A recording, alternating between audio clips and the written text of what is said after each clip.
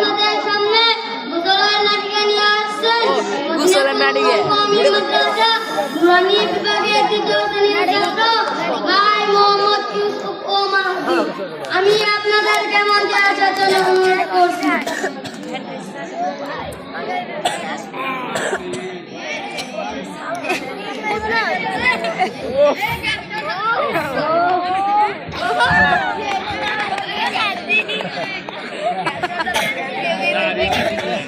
আসসালামু আলাইকুম।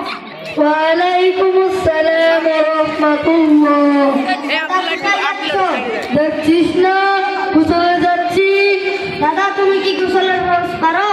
পারি না মানে অত লাগার মারধর আমি যদি গোসলের ফরজ না জানি কে জানবে? তাহলে বলো তো গোসলের 3 ফরজ। 1 নম্বরে সাবান ও সুবা, 2 নম্বরে গামছা, 3 নম্বরে লুঙ্গি।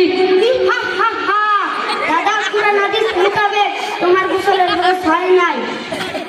তুমি আবার অর্থ এলাকার মাতাব্বর নাতি গোসল তো দেখলেই লাগে, তাহলে গোসল ফরজ কি বলো তো? গোসলের 3 ফরজ ভালোভাবে কুলি করা, নাকে পানি দেওয়া, সমস্ত শরীর ধৌত করা।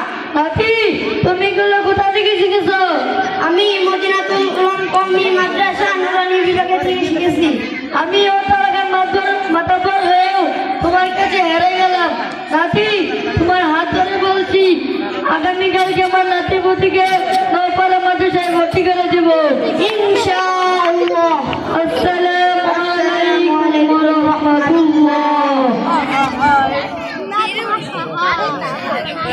আপনাদের সামনে গোসলের নাটিকা নিয়ে আসছেন গোসলের নাটিকা মাদ্রাসা নুরানি বিভাগের তৃতীয় শ্রেণীর ছাত্র ভাই মোহাম্মদ ইউসুফ ও মাহদি। আমি আপনাদেরকে মঞ্চে আসার জন্য অনুরোধ করছি।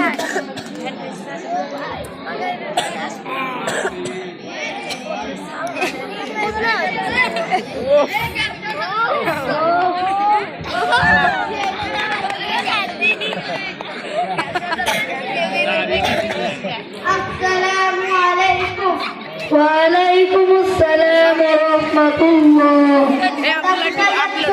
দেখছিস না গোসলে যাচ্ছি। দাদা তুমি কি গোসলের ফরজ পারো? পারি না মানে অত লাগার মারধর আমি যদি